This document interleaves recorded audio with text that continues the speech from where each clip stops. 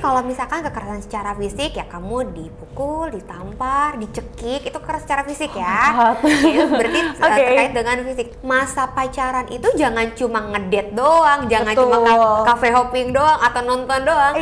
Tapi kita kulik juga nih ketika dari masalah tuh kira-kira ini orang kayak gimana ya. Tapi kata temennya Dira, janganlah, kan gue masih cinta kayak gitu. Nah sebenarnya kan kalau mau dibantu kan kita juga harus sama-sama mau ya. Mama papaku kalau berantem mukul-mukulan kok, nggak apa-apa kok kayak gitu. Baik-baik aja kok kayak gitu.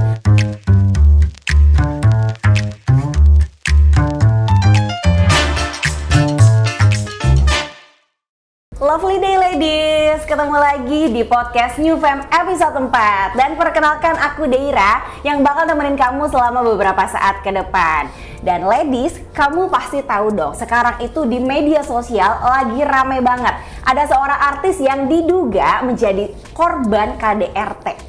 Gak kebayang ya, kok bisa seorang suaminya melakukan tindak kekerasan.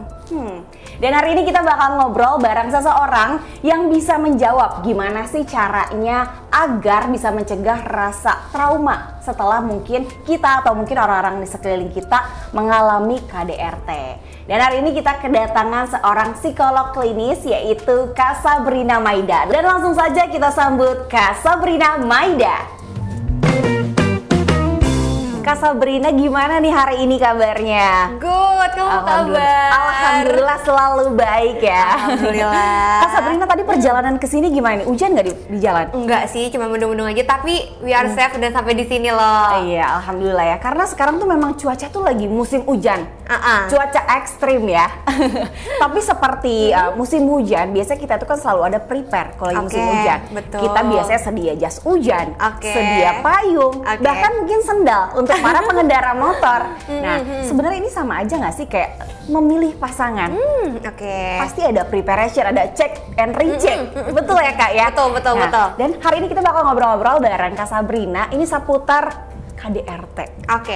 Agak sensitif ini topiknya ya.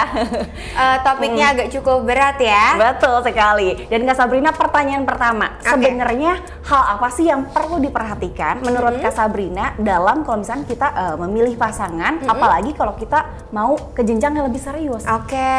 Kalau kita mencari pasangan yang ke jenjang lebih serius berarti pernikahannya ya. Pertama kita harus tahu dulu nih, kalau anak zaman sekarang yang penting punya dulu Kak. Kalau nggak punya nggak bisa dong. Iya, itu nomor satu ya. Yang kedua sebenarnya kalau emang kita sudah punya calon ya, kita harus tahu nih orang ini punya tujuan yang sama nggak sama kita. Karena relationship nowadays, misalkan deket-deket aja tapi nggak punya tujuan. Yang penting punya pasangan. Nah kalau misalkan kita ngomongin tentang pernikahan, sama nggak nih? Aku pengen nikah, kamu juga pengen nikah. Jadi tujuan dan goalsnya harus sama. Terus punya standar. Nah tadi Dira udah bilang nih, kan boleh dong kita cross check gitu ya. Boleh banget. Jadi sebenarnya kita tuh punya standar dalam relationship itu boleh-boleh aja nih ladies. Jadi kayak misalkan kamu udah punya checklist nih, tak gitu. Nggak apa-apa. Dengan begitu kita bisa lebih menyaring lagi nih kira-kira orang ini tepat nggak ya buat aku? Aku bisa nggak ya untuk mentoleransinya? Kayak berarti gitu. bukan berarti kalau misalkan kita banyak pilihan, bukan pilihan maksudnya cek listnya itu, bukan berarti kita pemilih dong ya? Tapi sebenarnya kita boleh loh untuk memilih. Kan tujuannya untuk menikah, ya which is sebenarnya tujuannya punya jangka panjang kan, long term kayak gitu.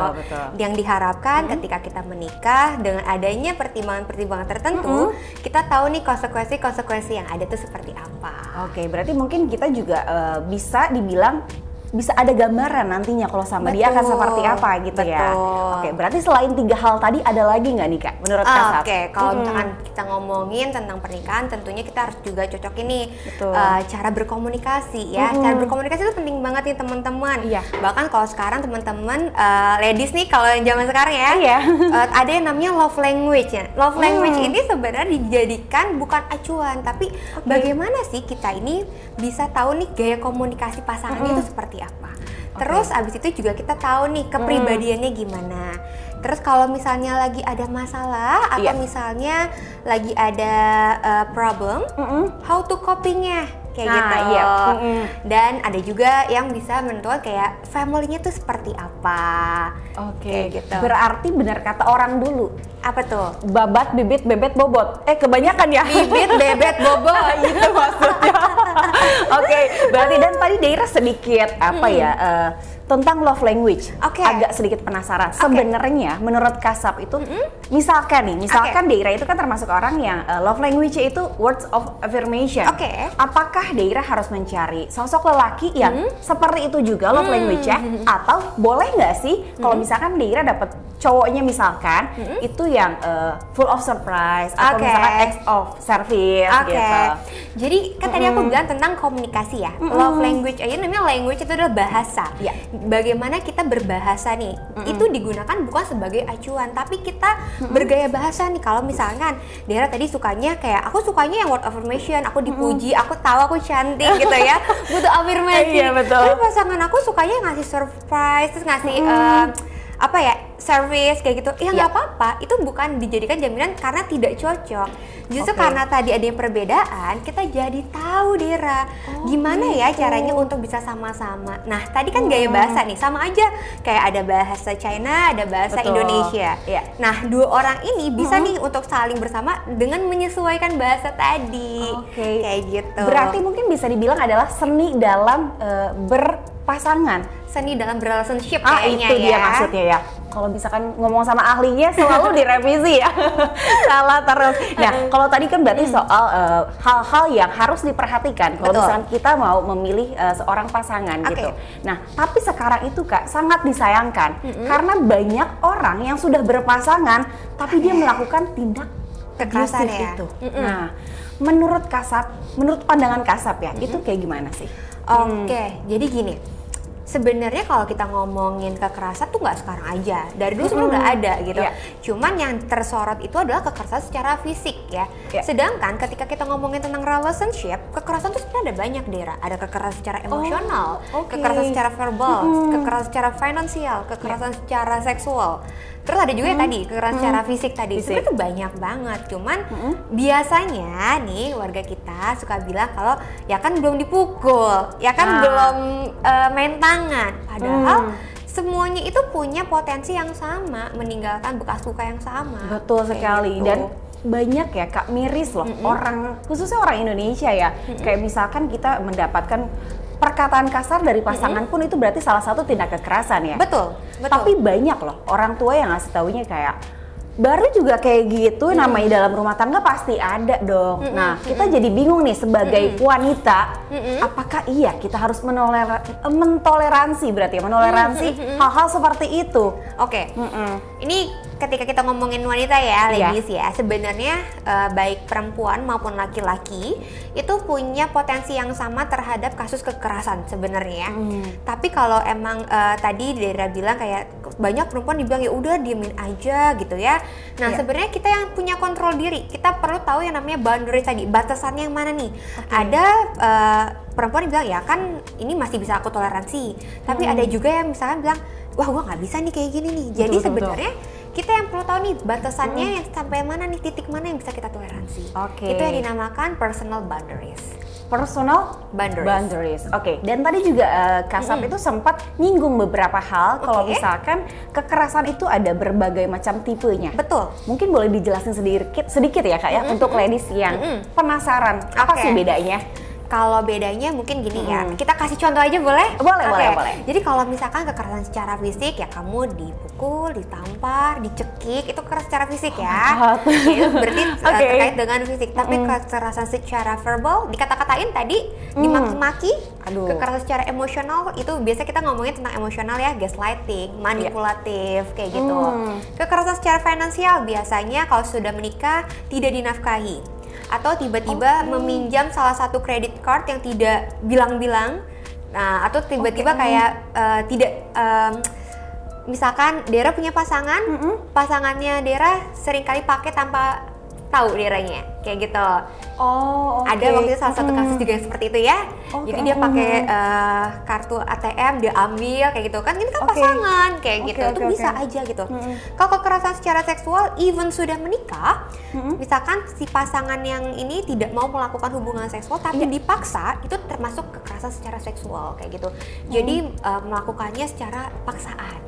Ya. Secara paksaan pun berarti bisa termasuk ke dalam kekerasan. Betul. Ngeri banget berarti kalau ngomongin soal kekerasan ya. Betul. Terus Kasab, Deira itu sempat pernah mendengar, jadi katanya kalau misalkan laki-laki belum menjadi pasangan sah kita secara Oke. agama dan negara, tapi dia udah berani maki-maki. Katanya dia akan menjadi orang atau sosok lelaki yang ketika menikah pasti akan melakukan kekerasan fisik. Itu benar gak sih?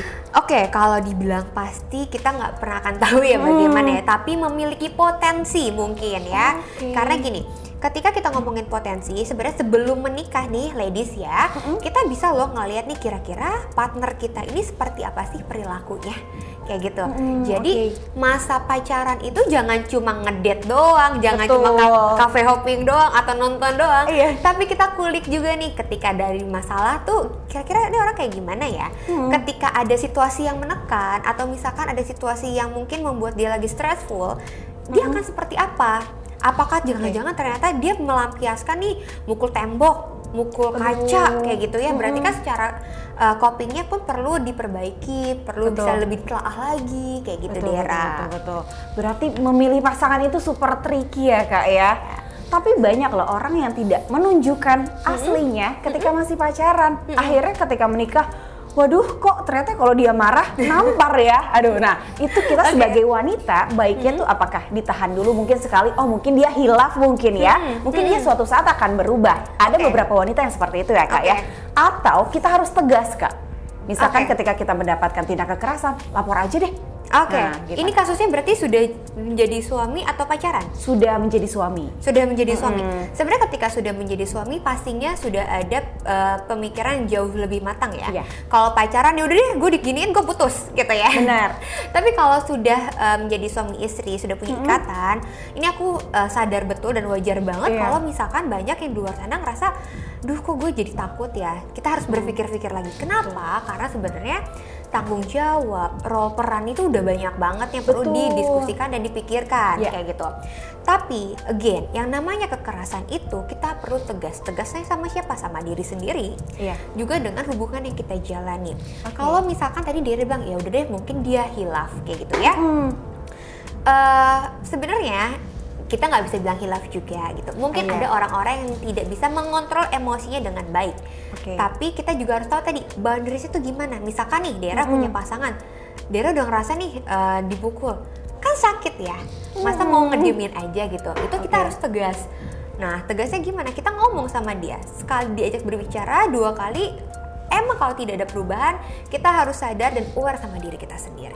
Oke, jadi harus sebenarnya self love itu penting juga ya Kak ya. Betul. Dan karena soalnya tuh sangat disayangkan Kak. Jadi banyak banget orang-orang yang sudah menikah mendapatkan tindak kekerasan dari suaminya, tapi dia memilih untuk di-keep. Karena mungkin ada alasan anak gitu. Jadi banyak banget pertimbangan. Dan Deira berharap nih untuk ladies yang nonton podcast kita kali ini agar kalian lebih aware sama diri sendiri, lebih menyayangi diri sendiri gitu ya Kak ya. Karena pas banget kita bakal ngobrol-ngobrol bareng ahlinya gitu. Dan Kak kalau ngomongin soal KDRT, menurut Kasab sendiri, ada nggak sih Kak sebenarnya undang-undang yang mengatur untuk tindak KDRT itu sendiri di Indonesia? Sebenarnya pemerintah kita tuh udah oke banget loh. Sudah ada undang-undang yang mengatur untuk pencegahan KDRT tadi Dera. Seriusan ada Kak? Ada sebenarnya. Nah cuma memang tadi kalau Dera bilang kayak banyak yang nge-keep, terus mungkin banyak pertimbangan. Nah sebenarnya di sini bisa jadi kenapa tidak ngerasanya kok kurang dilindungi, sebenarnya bukan karena kurang, tapi mungkin dari pihak korban ngerasa bahwa kalau misalkan aku speak up, aku akan dibilang apa, takut dijudge. Terus nanti kalau misalkan dibilang kayak aduh misalnya rumah tangganya dibilang rusak, hancur. Nah biasanya pertimbangan-pertimbangan dijudge tadi maupun pertimbangan secara internal maupun eksternal itu yang menjadikan pertimbangan orang itu mau melapor ataupun tidak Dera. Dan mungkin Kak ada juga loh Kak yang karena dia punya anak, dia takut nantinya cap ke anaknya itu loh dari betul. sekitar ya kan. Betul. Tapi kalau ngomongin undang-undangnya tadi ya Kak ya, itu undang-undangnya tuh memang ada dan nomor berapa tuh Kak? Itu Undang-Undang Nomor 23 Tahun 2004 kayak gitu. Oke, Undang-Undang Nomor 23 Tahun 2004. Berarti ada ya sebenarnya Ada kita aman sebenarnya. loh. Ada, bahkan nggak cuma diatur oleh undang-undang aja. Misalkan nih ladies kayak ngerasa kayak, duh aku takut nih. Sebenarnya kita boleh ngelapor polisi. Sebenarnya, kenapa? Karena sebenarnya kekerasan itu sudah melanggar hak manusia dan sudah diatur dalam hukum juga kayak gitu. Bahkan kalau misalkan nih ladies ngerasa kayak, duh gue takut deh, nanti kalau misalkan dilapor polisi perkaranya panjang kayak gitu ya. Biasanya nanti masalah finansial, ngurus ini dan ngurus itu ya. Kita juga bisa ngelapor ke lembaga-lembaga yang ngebantu kayak gitu. Jadi banyak ya, nggak harus ngelapor ke polisi aja berarti. Betul. Oke. Dan kalau ngomongin soal KDRT juga nih Kak Sap, jadi kan untuk khususnya korban yang sempat mengalami KDRT, dia pasti mengalami kayak pasca trauma ya. Oke. Menurut Kak Sap gimana sih cara apa ya menyembuhkan si rasa trauma itu? Oke. Nah, kalau ngomongin tentang traumatik itu kan luka batin ya. Nah, sayangnya kalau untuk sendiri itu tidak disarankan nih ladies nih. Kenapa? Karena kita butuh bantuan profesional. Kenapa? Kalau misalkan sendiri kita nggak tahu seberapa dalam luka yang tadi. Kita nggak pernah tahu nih nanti efeknya gimana. Kebanyakan yang kayak pengen untuk self healing tuh kok akhirnya jadi ngerasa gagal gitu ya. Mungkin sebenarnya bukan gagal tapi tidak tahu cara yang tepat. That's why butuh penanganan secara profesional. Oke, jadi seandainya mungkin kamu atau mungkin orang di sekeliling kamu yang menjadi korban KDRT dan merasa ada kayaknya aku punya rasa trauma deh. Berarti kalian harus ya datang ke psikolog gitu Kak ya. Oke, sebenarnya kalau dibilang harus itu lebih ke kebutuhan ya. Jadi gini, kalau kita sudah merasa tubuh kita, perasaan kita, emosi kita, pikiran kita sudah tidak baik-baik aja, itu adalah tanda awareness kita butuh dibantu. Nah, biasanya yang membuat orang itu maju mundur adalah takut gagal, takut nggak cocok sama profesionalnya, takut karena biaya. Nah, balik lagi, jangan cuma mikirin ketakutannya aja, tapi kita juga perlu keberanian untuk saya mau sembuh loh, kayak gitu. Oke, berarti memang harus, ya menurut Daira sih kayak harus deh untuk bantuan profesional itu ya Kak ya. Dan menurut Kak Sap sendiri nih, mungkin ada beberapa orang yang kayaknya denial, kayak aku nggak butuh deh bantuan profesional, mungkin aku bisa menyembuhkan diri sendiri. Ada nggak sih sebenarnya tips dari seorang psikolog khususnya untuk menyembuhkan luka sendiri gitu? Tergantung kasusnya nih Dera, tapi kalau untuk kasus KDRT, kasus traumatik, saya tidak menyarankan untuk menyembuhkan diri sendiri karena itu lebih kompleks daripada kayak cuma kita putus cinta dan sakit hati kayak gitu. Bisa sih kita untuk mencoba self healing. Caranya gimana? Caranya mungkin satu, kita harus tahu nih permasalahan ini terjadi bukan salahnya kamu. Langkah yang paling banget penting adalah jangan menyalahkan diri sendiri ya. Jadi ladies, please banget kalau ladies ngerasa diselingkuhi atau misalkan ngerasa disakiti, stop blaming to yourself. Betul.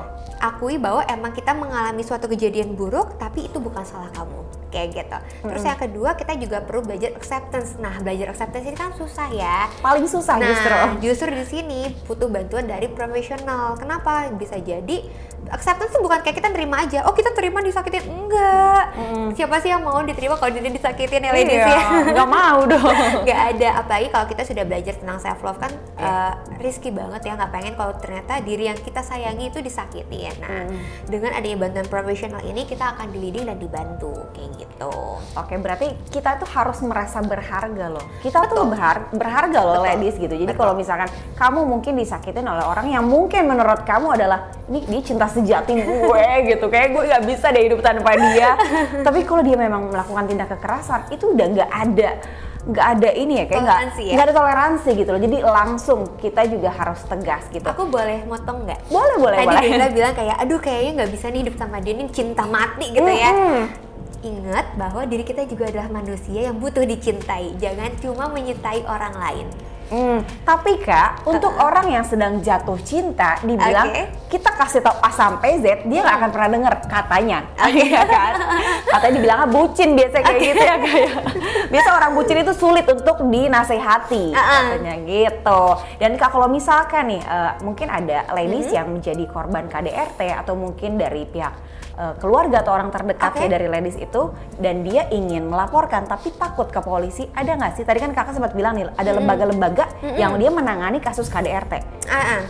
Lembaga apa tuh Kak? Mungkin gini, sebelum ngelapor gitu ya, mungkin kalau tadi Dera bilang kayak dinasehatin aja dulu gitu ya, boleh kok gitu, tapi ingat kita punya batasan ya. Nah tadi kalau misalnya kita udah ngomongin dengan baik-baik, ternyata dia tidak bisa untuk menerima, kita boleh kok untuk ngebantu. Karena biasa gini, ini ada dua mata sisi ya. Yang satu biasanya korbannya mau dibantu tapi karena takut, ada juga yang merasa untuk menutupi. Menutupi seperti apa tuh Kak? Menutupi itu maksudnya gini, misalnya Dera tahu nih, tapi kata temennya Dera, janganlah, kan gue masih cinta, kayak gitu. Nah sebenarnya kan kalau mau dibantu kan kita juga harus sama-sama mau ya. Nah kalau misalkan yang posisi yang pertama, sebenarnya dia pengen dibantu tapi dia takut, kita bisa nih untuk bantu sesuai kapasitasnya ladies. Ingat ya, sesuai dengan kapasitasnya ladies artinya kita nggak perlu 100% whole untuk ikut campur, tapi kita membantu sesuai kapasitas kita, kayak gitu. Tadi karena adanya boundaries yang tadi, supaya apa? Supaya kalau misalnya nanti dia ada meditasi atau apa, dia itu adalah keputusannya temen-temennya ladies atau keluarganya ladies, kayak gitu. Bener. Jadi jangan baper juga. Tapi kalau misalkan kita ngomongin Kak harus hubungin kemana? Ada nih beberapa lembaga sebenarnya, misalkan ada kayak P2TP2A, terus ada juga misalkan dari Kementerian Sosial kayak gitu ya, atau lembaga-lembaga terkait lainnya. Nanti mungkin Dera bisa taruh nih di bawah sini ya. Call centernya ada, mungkin bisa cek di sini nih ladies ya. Langsung aja di save, mungkin orang sekitar kamu ada yang butuh. Betul. Sebenarnya kalau kita ngomongin tentang lembaga, sebenarnya sudah banyak banget yang mau membantu kayak gitu. Tapi ingat, mereka bisa membantu ketika kita juga mau dibantu. Kak, kalau ngomongin soal KDRT, tadi kan kita sempat bahas juga pasca trauma. Trauma pasca KDRT, sorry ya. Itu tidak hanya menimbulkan trauma untuk si korban, betul, tapi untuk keluarga, untuk orang tua, bahkan untuk anak. Paling sulit kayak anak. Nah, menurut sisi psikolog, gimana sih Kak cara pertolongan pertama untuk anak yang menjadi korban, jadi orang tuanya tuh terkena kasus KDRT, itu seperti apa tuh Kak? Oke, kalau kita ngomongin tentang anak emang sedih banget ya kalau misalkan tahu orang tuanya tidak dalam hubungan yang harmonis, apalagi dalam kekerasan ya. Jadi kalau misalkan ladies punya tangga atau misalkan keluarga atau kerabat atau mungkin bestie ya sekarang yang kita tahu gitu. Pertama, pastiin anak ini dijauhin dulu dari si tempatnya tersebut ya. Kenapa? Karena bisa jadi tempat tersebut akan nge-reminder si anak tersebut kayak gitu. Lingkungan yang suportif ya. Seringkali melihat kekerasan itu juga secara unconscious, secara tidak sadar akan terekam di ingatan seorang anak kayak gitu. Jadi kalau bisa dijauhkan, terus kita juga mencari lingkungan yang suportif ya. Lingkungan suportif itu seperti apa? Yang positif gitu. Anak-anak juga butuh main, butuh untuk bisa berinteraksi. Bukan artinya ada kondisi yang menekan atau kondisi yang pertengkaran sampai mukul kayak gitu. Anak jangan main deh gitu ya. Jangan dibatasin juga gitu. Karena nanti dia akan makin stres, nggak punya teman kayak gitu. Terus kalau emang pada akhirnya nih orang tua tersebut berpisah, itu juga perlu diberikan alasan yang logis juga kayak gitu. Misalkan kayak sekarang mami sama papi udah nggak bersama kayak gitu. Jadi anak tahu nih bahwa orang tuanya nggak bersama, tapi anak akan tetap merasakan rasa cinta juga. Enggak yang tiba-tiba kayak menjatuhkan salah satu pihak, soalnya papa kamu kasar, soalnya mami kamu selingkuh. Nah nggak kayak gitu juga. Kenapa? Karena nanti akan ada penilaian yang buruk juga bagi si anak kayak gitu. Karena kan pengennya, harapannya adalah anak tumbuh dengan baik kayak gitu. Tapi menurut Kasar sendiri, ada nggak sih batasan umur di mana seorang anak itu sebenarnya udah boleh tahu loh alasan kenapa orang tua itu berpisah? Sebenarnya gini, kalau misalkan batasan umur itu tergantung dari kedua belah pihak ya, mau seperti apa kayak gitu. Tapi pastikan anak sudah bisa berpikir secara matang, jadi nggak yang terlalu dini juga, karena dia belum bisa secara abstrak ya, dia belum bisa berpikir ini kenapa ya mami papiku kok pisah rumah, kok di rumahku udah nggak ada mami, kok di rumahku nggak ada papi ya. Jadi mikirnya juga susah kayak gitu. Jadi lebih baik ketika anak sudah mulai bisa berpikir dengan baik kayak gitu. Dan Kasap, tadi kan kita juga udah bahas, singgung sedikit ya soal trauma yang dialamin oleh korban pasca KDRT. Nah ternyata trauma ini tuh tidak hanya dialami oleh korban ya Kak. Betul. Oleh keluarga juga, orang tua, bahkan yang paling parah itu dialamin sama anak. Nah biasanya trauma yang dirasakan oleh anak dari orang tua yang melakukan KDRT itu kan menyebabkan perubahan pola pikir sampai nanti dia ke depannya. Betul ya Kak ya? Pola pikir, pola perilaku juga pasti akan berubah ya. Betul kayak sekali. gitu. Jadi emang punya kaitannya nih antara anak yang dulu sampai nanti ke depan ke dewasanya itu seperti apa Deira. Oke. Nah, ada nggak sih Kak cara untuk lingkungan orang-orang di sekitar ataupun lingkungannya itu pertolongan pertama untuk si anak ini nih? Oke. Pertolongan pertama ya, jadi kalau pertolongan pertama tentunya kita harus saving anaknya dulu ya. Jadi kita jauhin dari tempat kejadian perkara. Kenapa? Takutnya anak punya memori yang buruk, akhirnya menjadi traumatik yang berkepanjangan kayak gitu. Jadi pastiin anak itu aman dan safe kayak gitu. Terus tadi Dera bilang kayak gimana caranya biar anak ini tumbuh dengan baik gitu ya. Kita bisa nih sebagai supportnya nih, misalkan dari tantenya atau misalkan ladies dari keluarga gitu ya, bisa nih untuk memberikan rasa aman, rasa nyaman, secure ya untuk anaknya itu. Terus juga diberikan untuk pemahaman ya, pemahaman apa yang terjadi kalau misalkan mungkin sekarang hubungan mama sama papa lagi nggak baik-baik aja kayak gitu.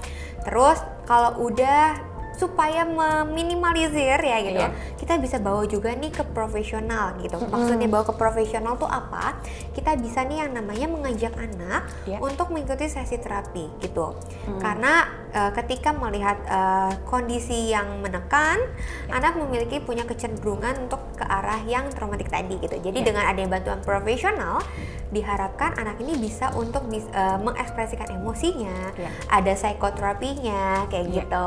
Terus kalau misalkan nanti emang endingnya adalah perpisahan, anak juga bisa udah lebih siap, lebih matang kayak gitu. Terus Kak tadi kan Kasap sempat singgung juga ya soal perubahan perilaku ataupun pola pikir dari seorang anaknya itu. Apa sih Kak hal yang paling parah misalkan yang membuat maksudnya perilaku dia tuh jadi, apakah dia nantinya akan jadi bandel banget karena trauma itu, atau mungkin dia jadi nggak percaya sama yang namanya cinta, atau mungkin dia jadi kayak enggak deh gue nggak bakal nikah sampai kapanpun. Kayak gitu ya. Sebenarnya tuh banyak banget nih ladies nih. Tapi salah satu dampaknya adalah childhood trauma. Ya, itu childhood trauma adalah kejadian masa kecil yang membuat seorang itu terluka. Nah, kondisinya tuh akan seperti apa? Sebenarnya banyak banget yang tadi Dera bilang tuh. Salah satu dampaknya tuh misalkan jadi trust issue, jadi susah banget percaya sama orang. Terus jadi tidak percaya dengan cinta tuh benar ada. Terus self esteem yang rendah, jadi nggak mudah percaya diri, jadi kayak ngerasa kurang terus, merasa tidak berharga. Terus merasa bahwa kayaknya aku nggak pantas deh dicintain kayak gitu. Jadi sebenarnya traumatiknya itu bisa jangka panjang nih kayak gitu Dera. Oke deh. Terus berarti kalau misalnya untuk orang tua sendiri mungkin korban itu biasa ibu ya, berarti si ibu. Ibunya itu harus seperti apa nih ke anaknya Kak? Maksudnya gimana nih? Ibu ke anaknya atau ibunya ke diri sendiri nih? Ibu yang sebagai korban KDRT ketika dia sedang mengalami KDRT. Karena kan dia pasti kalut ya Kak ya. Biasanya kalut. Nah, si anak itu misalkan melihat tindak kekerasan itu, apa sih yang harus dilakukan oleh sang ibu? Apakah dia bilang enggak kok ibu, nggak apa-apa gitu? Oke. Pertama jangan panik, ladies ya, karena gimana pun juga anak bisa memahami apa yang dia lihat dan apa yang dirasakan ya.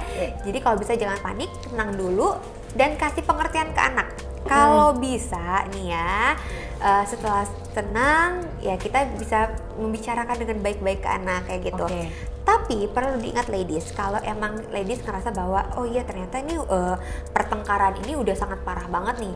Sebelum kita menyelamatkan orang lain, kita juga perlu menyelamatkan diri kita sendiri. Artinya apa? Kalau emang ladies sudah ngerasa oh kayaknya hubungan ini udah nggak baik-baik aja, going to professional. Ya, jadi artinya mungkin bisa jadi kita belum punya keyakinan untuk keluar dari hubungan yang tadi abusive tadi, atau mungkin kita juga perlu dibantu untuk menyadarkan diri kita. Kadang-kala kita suka punya blind spot gitu, nggak sadar nih ternyata, oh ya ternyata ini hubungannya udah nggak sehat ya. Tapi dengan adanya orang baru yang lebih objektif, yang nggak kenal kamu, mungkin akan diberikan berbagai macam pandangan kayak gitu. Oke, berarti kita yang pertama itu nggak boleh panik. Tadi yang seperti Kasab bilang. Nah, berarti si anak itu kita bisa bawa dia ke untuk pertolongan medis sih kakak. Misalkan untuk pertolongan medis nih. Kalau misalkan si anak itu pertolongan medis maksudnya anaknya apakah anaknya misalkan dipukul? Bukan, misalkan dia melihat tindak kekerasan yang dilakukan oleh ayahnya ke ibunya. Nah, kita sebagai ibunya misalkan harus membawa si anak itu ke pertolongan medis kalau si anak itu menunjukkan gejala-gejala sesuatu kah atau seperti apa kak? Ini berarti ngomongin anaknya ya? Anaknya. Kalau misalnya dibilang melihat pertengkaran lebih ke psikologi sebenarnya Dera, bukan ke fisik ya. Pertolongan medis tuh misalkan anaknya juga ikutan dipukul, anaknya mungkin dicekek, itu bisa tuh kita minta pertolongan ke medis. Kenapa? Kita bisa untuk minta visum. Tapi kalau misalkan ternyata anaknya ngelihat si ibunya dipukul, dijedotin kayak gitu, justru yang perlu dibawa adalah ibunya. Untuk apa? Untuk visum yang tadi kayak gitu. Tapi kedua tadinya kan sebenarnya sama-sama korban nih, perlu pertolongan secara psikologis gitu, bisa dibawa ke profesional, ke psikolog. Berarti seperti itu ya Kasab ya. Dan Kasab boleh nggak sih seorang anak itu diberitahukan alasan mama sama papa sudah nggak bersama gitu? Itu boleh, tapi kita bilang kita udah berpisah gitu. Kalau pada akhirnya memutuskan untuk divorce atau berpisah, boleh kok kita untuk memberitahukan si anak. Jadi anak nggak tiba-tiba bingung, kenapa nih kok papiku nggak dalam satu rumah? Kenapa nih kok aku nggak ngeliat sosok orang tuaku secara utuh gitu ya? Tentunya boleh banget dengan catatan baik dari sisi orang tua udah siap dan sisi anak udah siap. Sisi anak tuh siap apa? Anak sudah bisa menerima informasi dengan baik dan dengan matang. Kayak gitu. Jangan sampai anak mungkin usianya masih belum matang, udah dikasih tahu akhirnya jadi bingung. Kayak gitu. Kebanyakan kan yang ngomongin, iya papa udah nggak ada, papa kemana mam gitu, oh pergi jauh gitu. Kan kita sebenarnya nggak tahu kemana ya. Jadi bisa banget nih kita ngomong ke anak ketika anak sudah siap. Sudah siap tuh maksudnya apa? Secara matang secara emosional maupun secara intelijensi kayak gitu. Berarti kalau misalkan posisinya sang anak ini masih bisa dibilang anak kecil, masih kecil gitu ya, belum dewasa. Misalkan orang tua berpisah, kita tuh harus bilangnya seperti apa sih kak? Apakah kita harus bohong seperti yang tadi Kasab bilang? Enggak, papa lagi kerja luar negeri, nggak pulang-pulang gitu? Atau seperti apa nih Kasab? Nggak perlu bohong aja, tapi kita perlu bisa bilang iya saat ini sudah tidak bersama-sama lagi, tapi masih bisa loh ketemu sama papi, masih bisa ketemu sama mami, tapi emang udah nggak tinggal satu rumah kayak gitu. Jadi sebenarnya tetap diberikan pengertian, tapi mungkin kan kapasitas anak kan akan berbeda ya, kayak gitu. Tetap diberikan pengertian, tetap diberikan kasih sayang, jangan lupa ya. Kadang yang lupa adalah ketika udah divorce, udah berpisah, sayangnya tiba-tiba jomplang sebelah kayak gitu. Nah iya itu, tapi kadang yang sulit itu misalkan salah satunya itu sudah menikah lagi, itu sulit ya? Bukan sulit ya, tapi mungkin itu lebih ke bagaimana nanti perjanjiannya atau mungkin kesepakatannya ya. Bener. Karena nggak boleh juga kita ngejudge sulit atau ini kayak gitu ya. Oke. Terus kak, kalau ngomongin soal KDRT juga, kalau misalkan dari orang sekitar kita menemukan tetangga kita nih misalkan dia korban KDRT, kita tuh harus seperti apa sih kak? Kita tahu, tapi dia tuh sebenarnya nggak minta pertolongan ke kita, tapi kita tahu, kita baiknya itu melaporkan kah? Atau kita pendekatan ke dia kayak kamu kenapa cerita sama aku misalkan? Harus seperti apa sih kak? Kita bisa yang Dera bilang tadi boleh banget nih. Pertama mungkin kita pendekatan dulu ya secara emosional ya, kita kasih support, kita kasih ini ya. Tapi kalau emang dirasa udah kayak ini udah nggak beres nih, misalkan di tengah jalan udah mungkin dipukul atau misalkan wah ini kayaknya udah bener-bener perlu bantuan nih, udah nggak bisa dengan kita nih kapasitasnya kita boleh kok ngelapor kayak gitu. Ngelapornya biasa kan dari rumah RT dulu ya. Ya terus dari RT mungkin nanti ada mediasi, nanti mungkin akan dilaporkan ke pihak-pihak yang lebih berwenang kayak gitu. Oke, berarti kita sebagai orang, kalau misalnya kita tahu ada tindak kekerasan di sekeliling kita, kita harus melapor ya. Betul. Jangan abai berarti ya Kak ya. Sebenarnya kita juga punya hak untuk melapor kayak tadi ya. Karena tadi ingat kalau misalkan kasus kekerasan itu sudah dilindungi loh sebenarnya teman-teman. Jadi kalau misalkan ada kekerasan apapun nggak apa-apa kita ngelapor.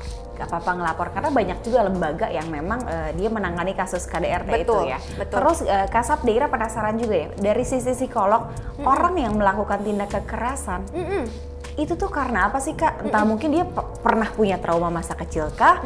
Atau memang didikan orang tuanya yang mungkin kurang Kenapa atau gitu ya? iya gitu. Itu sebenarnya kenapa? kalau misalkan dibilang kenapa tuh banyak faktornya Dera. Oke. Banyak faktornya, misalkan tentunya misalkan adanya pengalaman masa lalu ya. Terus ada juga faktor keluarga. Bisa jadi emang tidak diberikan tanggung jawab kayak gitu ya. Jadi nggak tahu nih yang mana yang benar yang salah. Atau juga dia melihat kondisi di mana oh dulu mama papaku kalau berantem mukul-mukulan kok, nggak apa-apa kok kayak gitu, baik-baik aja kok kayak gitu. Jadi sebenarnya banyak banget faktornya. Bahkan bisa jadi juga dia mungkin juga pernah menjadi korban kayak gitu. Jadi kalau dibilang kenapa, ya kita harus tahu juga nih kasusnya seperti apa, ini kayak gimana gitu. Dan Kasab sebenarnya ada nggak sih kasus KDRT itu yang menjadi korbannya lelaki? Ada. Ada juga. Ada. Jadi tadi yang seperti saya bilang bahwa kasus KDRT itu tidak memandang gender. Jadi nggak cuma perempuan, laki-laki pun punya kesempatan diperlakukan tidak baik dan tidak sehat oleh pasangannya. Aduh, ngeri banget ya kalau ngomongin soal kekerasan. Terus Kak, kalau misalkan kita selaku orang tua yang memang sudah memiliki anak, untuk membentuk si anak itu tidak melakukan tindak kekerasan nantinya ketika dia dewasa, kita tuh harus ngajarin seperti apa sih Kak? Atau mungkin ada ilmunya atau apa gitu? Kalau kita ngomongin masalah parenting tuh panjang banget deh sebenarnya ya. Karena kita sebagai orang tua pun kita akan menyocokkan nih kira-kira gaya parenting yang mana sih yang paling sesuai dengan aku dan pasangan dan anak ini tuh kayak gimana nih ya. Tapi mungkin yang bisa menjadikan tips and triknya adalah satu, kita perlu mengenalkan emosi kayak gitu. Kenapa? Karena bisa jadi dari kecil tidak dikenakan emosi, apa itu marah, bagaimana mengungkapkan marah yang dengan sehat. Terus ketika lagi frustasi atau punya masalah harus bagaimana kayak gitu ya. Karena biasanya kalau didikan yang dulu nih biasanya nggak usah marah, ngapain sih marah, jangan nangis, lemah kayak gitu. Nah emosi-emosi tadi tuh lama-lama terpendam kayak gitu, dan itu yang tidak sehat ya. Makanya perlu banget kita mengenalkan yang namanya emosi kayak gitu. Gimana sih cara coping marah yang sehat kayak gimana. Terus kalau misalkan anak marah, oh kamu marah ya, kenapa kayak gitu. Jadi ada sebagai orang tua kita juga ada interaksinya kayak gitu ya. Terus habis itu belajar bertanggung jawab. Artinya apa? Misalkan kalau dari anak kecil, misalkan ngeberesin mainan ya, berantakan gitu ya, jangan langsung dimarahin. Tapi wah mainannya berantakan ya, yuk bareng-bareng beresin sama mami kayak gitu. Jadi dari hal-hal kecil kita mengajarkan anak kita ketika ada masalah kita menyelesaikan. Padahal cuma sekedar mainan ya. Tapi ketika dewasa dia akan tahu bahwa oh ketika gue punya masalah artinya harus diselesaikan. Kasab, biasanya orang yang melakukan tindak kekerasan itu tuh karena apa sih Kak? Atau mungkin dia pernah punya trauma masa kecil, atau mungkin dia pernah menjadi korban. Kenapa sih Kak biasanya? Itu udah dijawab sama Dera. Mungkin akan aku expand lebih lanjut ya. Jadi sebenarnya kalau dibilang kenapa, sebenarnya tiap orang tuh pasti punya sebab dan akibat ya Dera ya. Nah kalau misalkan orang yang memiliki kenapa ya Kak kok dia malah abusive kayak gitu ya. Sebenarnya bisa jadi dia punya luka atau traumatik yang belum diselesaikan, terus juga mungkin pemahaman terhadap love atau terhadap percintaan juga masih buruk, mungkin juga karena adanya di keluarga ya, jadi sebenarnya punya banyak faktor nih Dera nih. Kenapa nih misalkan pengalaman masa lalu itu membentuk seseorang ya, misalkan dulu pernah jadi korban abusive kayak gitu ya, terus atau misalkan di keluarga kayaknya mami papiku kalau berantem pakai tangan biasa aja deh, kayak gitu ya. Jadi dia ada contoh yang dilihat, tapi contoh itu bukan contoh yang benar kayak gitu ya. Tapi karena anak ini merasa bahwa kayaknya bener deh kayak gini. Nah, itu bisa aja jadi terjadi kayak gitu. Atau mungkin tadi trauma anak-anak, childhood traumatic, itu bisa banget kayak gitu. Karena yang tadi ketika nih tadi kita sudah bahas juga ya tentang masalah childhood trauma ya. Dampaknya tuh banyak, bahkan sampai ke hubungan relationship ketika anak sudah bertumbuh jadi dewasa kayak gitu. Jadi nggak cuma untuk ke diri sendiri, tapi bisa berakibat ke hubungan relasinya juga. Oke, berarti sebenarnya pentingnya Kak, ada pentingnya untuk misalkan kita sebagai korban KDRT untuk berani mengambil tindakan tegas. Takut ya kalau kita tetap membiarkan hubungan rumah tangga kita dalam kondisi si KDRT dari suami, si anak melihat, ujung-ujungnya itu menjadi circle ya Kak ya? Betul, itu adalah jadi siklus. Oh iya siklus, kenapa jadi circle ya? Oke, karena memang iya ya Kak ya, children see, children do. Yes, betul ya? Oke, berarti dampaknya itu sungguh luar biasa kalau misalkan kita nggak berani mengambil tindakan yang tegas ya Kak. Betul. Oke, berarti kuncinya sebenarnya itu ya Kak ya, menyayangi diri sendiri, berani mengambil tindakan gitu. Jadi kita juga harus putusin cycle-nya tadi ya, kayak gitu. Oke, dan Kasap ini kan selaku psikolog klinis ya Kak ya, dan aku lihat Instagramnya Kasap juga seorang influencer nih yang banyak banget ngomongin soal love life ya, tentang relationship ya kan. Nah, Kasap sendiri pernah nggak sih dapat klien yang kebetulan memang masalahnya soal KDRT?